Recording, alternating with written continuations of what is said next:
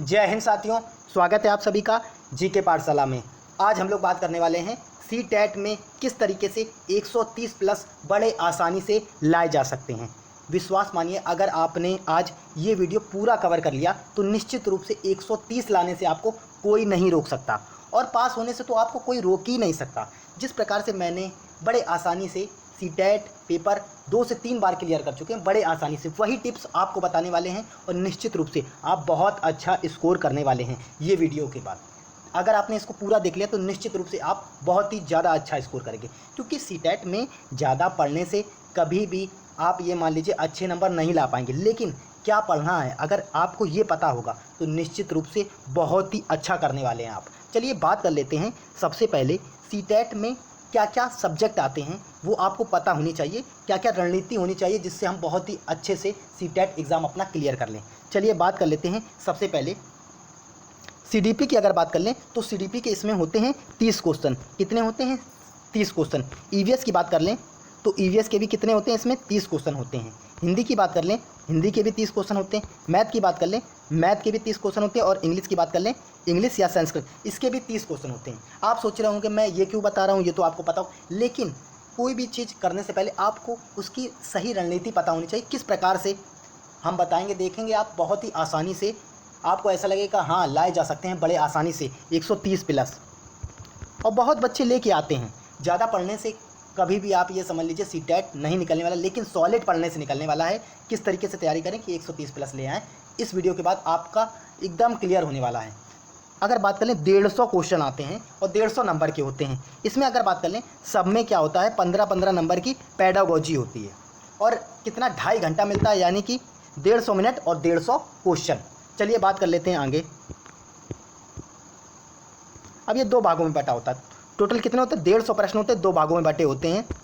75 number का आता है ये सब्जेक्ट, जैसे इंग्लिश हो गया, हिंदी हो गया, और इंग्लिश हो गया, हिंदी हो गया, मैथ हो गया, सीडीपी हो गया और इंग्लिश या संस्कृत, जिसमें क्या है 75 नंबर के ये सब्जेक्ट से क्वेश्चन पूछे जाते हैं। और 75 नंबर का क्या होता है? पेडागोजी।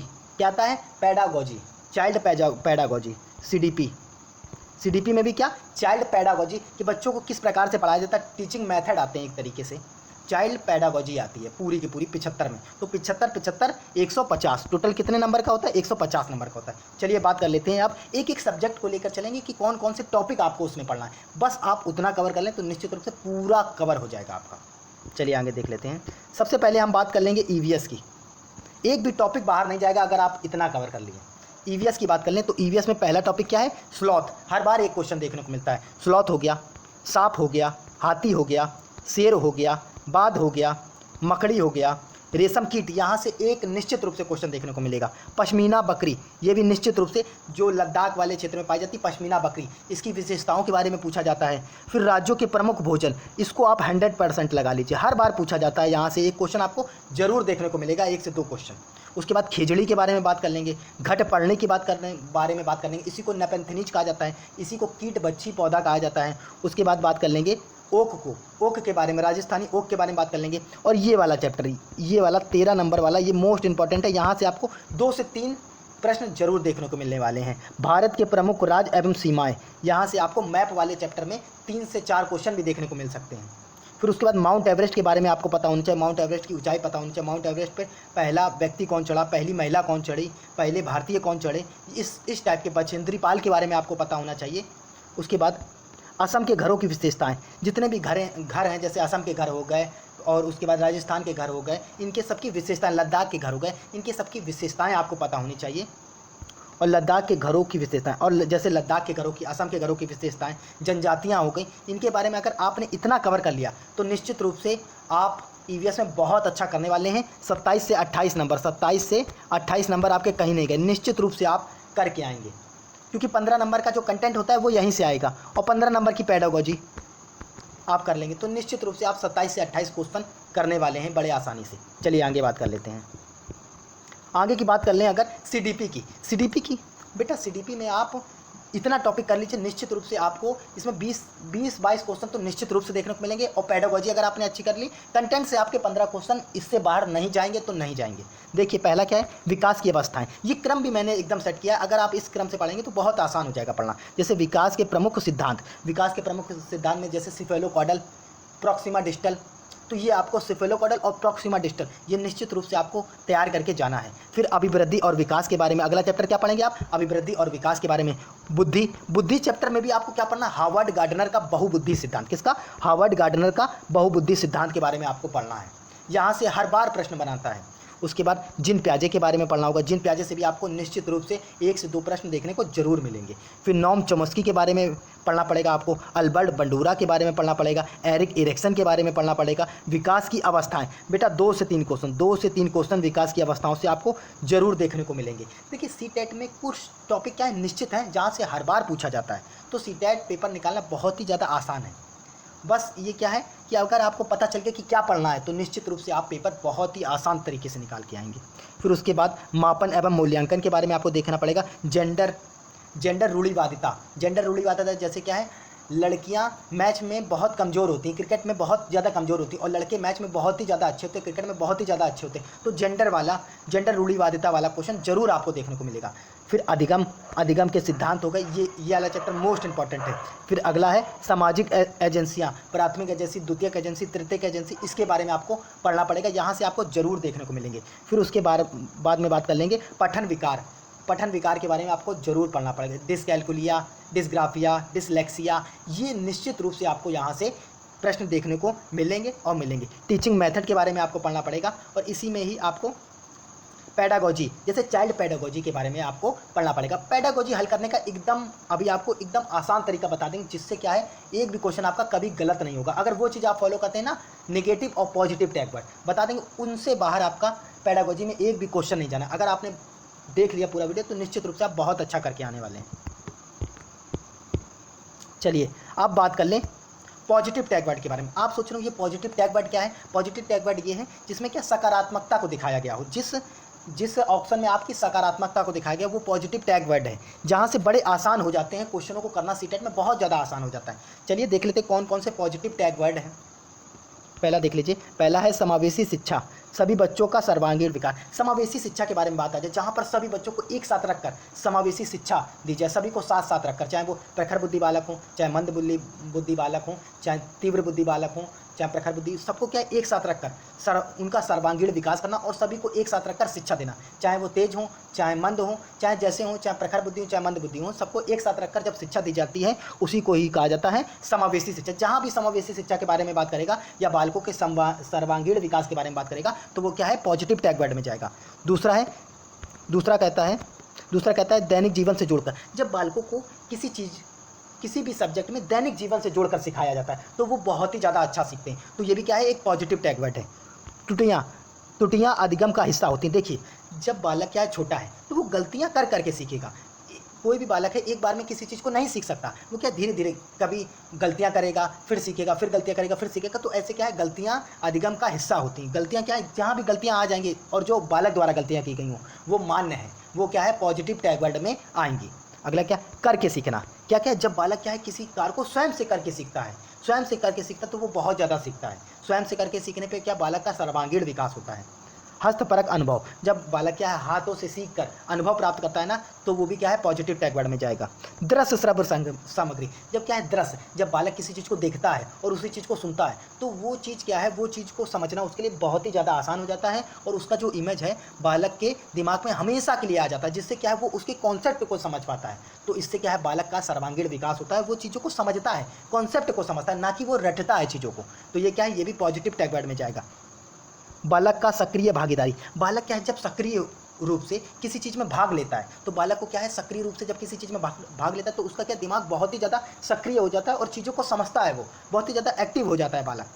जब क्या है, सर्वांगीण किसी चीज़ में जब वो बालक भाग लेता है। सर्वांगीण विकास मतलब बालक का सामाजिक विकास होना चाहिए, नैतिक विकास, जब विकास के सभी पक्षों से वो भरपूर होता है, सभी पक्षों को वो विकास में सीख पाता है। जैसे सर्वांगीण विकास बालक में क्या क्या आ जाता है, सामाजिक विकास आ जाता है, आर्थिक विकास, राजनीतिक विकास, जब बालक का सभी प्रकार का विकास हो जाता है तो उसी को कहते हैं सर्वांगीण विकास। ये क्या है, ये भी एक पॉजिटिव टैग वर्ड है। अगला क्या है, कारण का पता लगाना। देखिए जब भी बालक किसी चीज़ को नहीं समझ, जैसे हमने उसको पढ़ाया, पूरा चैप्टर पढ़ा दिया, लेकिन उसको नहीं समझ में आया, जब उसको कोई चीज़ नहीं समझ में आई तो उसकी कारण का पता लगाना चाहिए। ये भी क्या, कारण का पता लगाना भी ये क्या है, एक पॉजिटिव टैग वर्ड में आता है। सृजनात्मकता, जब बालक किसी चीज़ को क्रिएटिविटी चीज़ से करता है, क्या नई नई चीज़ों की खोज करके करता है, उसको सोचने का जो नज़रिया होता है वो कई तरह से सोच पाता है, एक बात को कई तरह से सोच पाता है, तो उसको क्या है, उसको बोलते हैं सृजनात्मकता। ये भी क्या है, एक पॉजिटिव टैग वर्ड है। बालक केंद्र शिक्षा, बाल केंद्रित शिक्षा मतलब बालक केंद्र शिक्षा या बाल केंद्रित शिक्षा मतलब शिक्षा देनी है क्या, बालक को केंद्र में रखकर देनी है। हमेशा क्या शिक्षा कैसे देनी, बालक को केंद्र में रखकर देनी है। अगर आप इतना टैग वर्ड याद कर लिए तो निश्चित रूप से एक भी टैग वर्ड आपका बाहर नहीं जाएगा। और पेडागोजी में 75 में कम से कम 60 से 65 क्वेश्चन आप निश्चित रूप से करके आएंगे, अगर आप इतना याद रखते हैं। चलिए बात कर लेते हैं। अगला क्या है, नेगेटिव टैग वर्ड। अगला क्या है, नेगेटिव टैग वर्ड। जैसे लैंगिक असमानता। लैंगिक असमानता कैसे क्या है कि जैसे लड़कियां अच्छा खाना बना लेती हैं, लड़कियां क्या है, अच्छा खाना बना लेती हैं, लेकिन लड़के अच्छा खाना नहीं बना पाते हैं। ये क्या जेंडर लिंग असमानता है, लैंगिक असमानता है, जिसमें क्या है, लड़कियों को खाना बनाने के लिए बनाया गया है, लड़कों को खाना बनाने के लिए नहीं बनाया गया। लेकिन देखा होगा आपने, बहुत से ऐसे क्या है लड़के भी हैं जो बहुत अच्छा खाना बनाते हैं, जैसे संजीव कपूर हो गया, बहुत अच्छा खाना बनाता है। तो उसी प्रकार से ये लैंगिक असमानता जहाँ भी आ जाएगा तो वो क्या है, एक निगेटिव वर्ड को प्रदर्शित करेगा। अगला क्या है, बलपूर्वक शिक्षा। अच्छा ये बताइए, किसी भी बालक को बलपूर्वक सिखाया जा सकता है, उसको मार या डांट कर सिखाया जा सकता है, नहीं सिखाया जा सकता है। तो बलपूर्वक अगर शिक्षा दी जाएगी बालकों को तो ये क्या है, नेगेटिव टैग वर्ड में जाएगा। बालकों को बोलने का मौका नहीं देना। जब बालकों को किसी चीज़, जैसे मान लो ये कक्षा चल रही, कक्षा में आपने एक चैप्टर पढ़ाया और सभी बालक बैठे हैं और उनको क्या है, इतना डरा के रखो कि वो शिक्षक से अपनी बात ना कह पाएँ, तो क्या है, उस तरीके का वर्ड क्या है, ये नेगेटिव टैग वर्ड में जाएगा। जब बालक क्या है, बालक से जब शिक्षक आपस में तालमेल उनका अच्छा होता है, भाईचारे का होता है, दोस्त का होता है, तो क्या है, बालक शिक्षक से सभी चीज़ें बड़े आसानी से पूछ सकता है, बिना डरे पूछ सकता है, तो बालक का सर्वांगीण विकास होता है। तो बालक बिना डरे जब किसी चीज़ को पूछता है तो क्या है, वो खुलकर पूछ लेता है उससे क्या है, बालक हमेशा अपनी बातों को रख पाता है बड़े आसानी से। तो बालक को क्या है, बोलने का मौका देना है, जिससे कि वो हर एक बात को समझ पाए। चलिए, केवल, मात्र या सिर्फ, जहाँ पर भी आ जाए केवल या मात्र या सिर्फ, ये क्या है, ये भी एक नेगेटिव टैग वर्ड है। अगला क्या है, पुस्तक केंद्रित शिक्षा, शिक्षक केंद्रित शिक्षा। हमको ना तो पुस्तक केंद्रित शिक्षा देनी है, ना ही शिक्षक केंद्रित शिक्षा देनी है, हमको बाल केंद्रित शिक्षा देनी। कैसी शिक्षा देनी, बाल केंद्रित शिक्षा देनी। अगला है ग्रेड आधारित शिक्षा। अच्छा, ग्रेड आधारित शिक्षा नहीं देनी है हमको, क्या है, बालकों की सर्वांगीण विकास करना। ये नहीं कि फर्स्ट आ गए, सेकंड आ गए, थर्ड आ गए।